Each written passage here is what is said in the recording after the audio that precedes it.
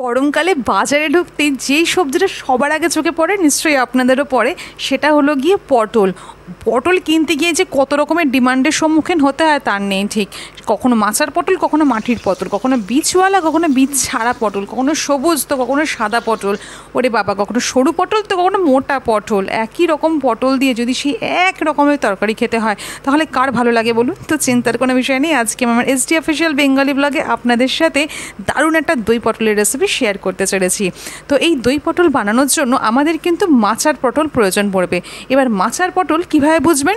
মাচার পটল চেনা যায় এই রকম শেপ দেখে, যেটা একটু লম্বা মতো হয়, একটু সরু মতো, আর গাটা হয় এর একদম খসখসে টাইপের।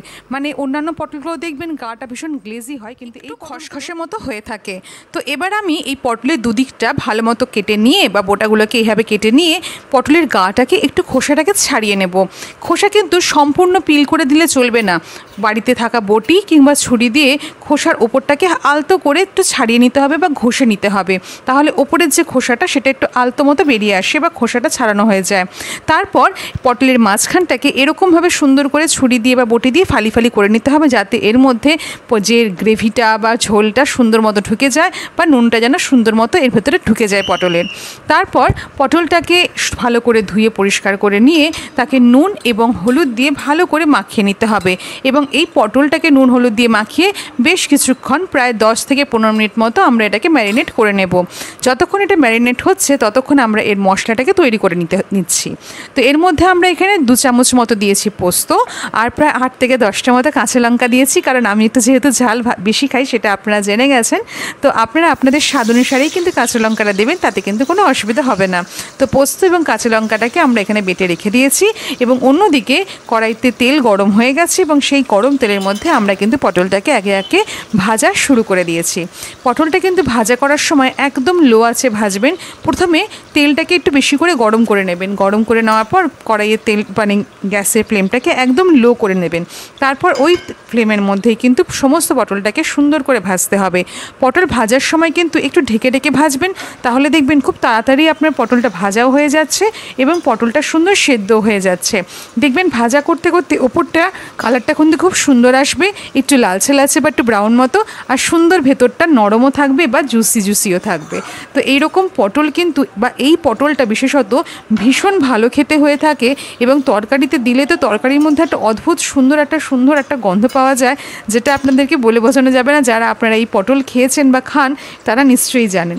তো দেখুন এখানে আমার কিন্তু পটলগুলো সমস্তটাই ভাজা হয়ে গেছে, ওপরে খুব সুন্দর কালার এসছে, আর দেখুন একেবারেই কিন্তু গলে যায়নি, একটা ভালো রকম একটা টেক্সচার রয়েছে।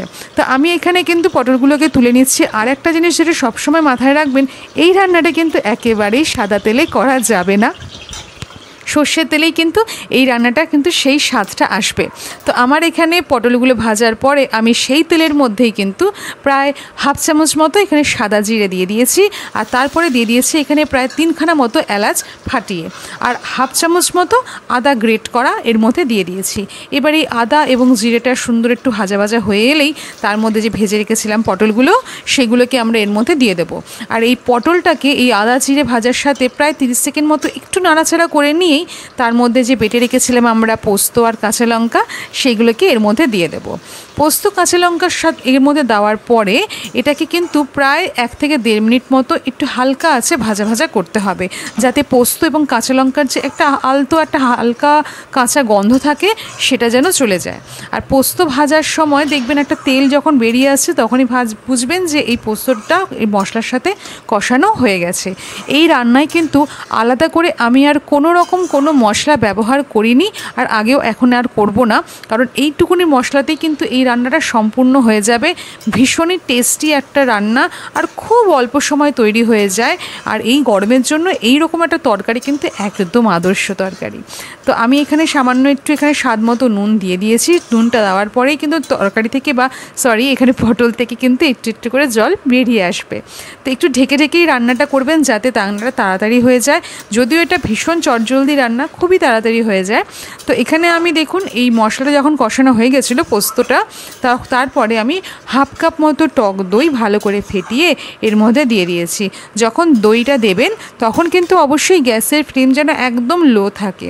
তো এরপর দইটা দেওয়ার পর বেশ কিছুক্ষণ ভালো করে কষিয়ে নিতে হবে, প্রায় 2 থেকে 3 মিনিট মতো।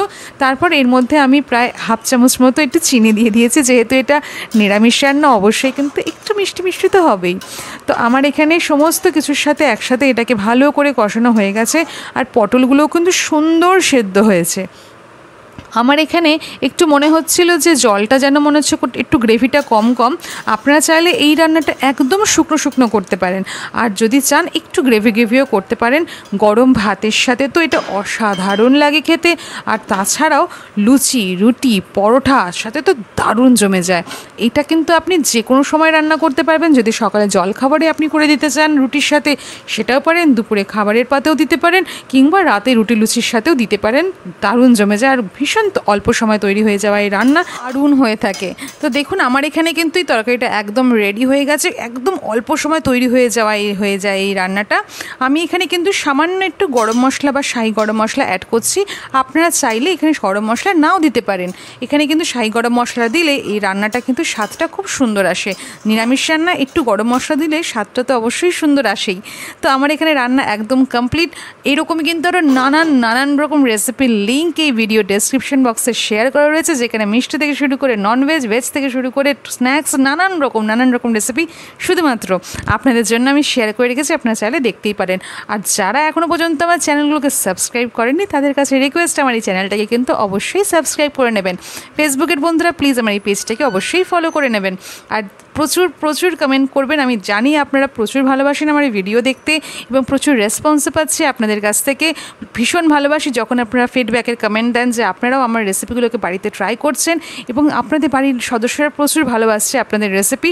আর সেই ফিডব্যাক যখন আমাকে দেন না লিখে, তখন আমার ভীষণ ভালো লাগে। তো আজকের রান্নাটা কেমন লাগলো সেটাও কিন্তু জানাতে ভুলবেন না। ভালো লাগলে অবশ্যই শেয়ার করবেন, লাইক করবেন। আজকের মতো আসি, টাটা।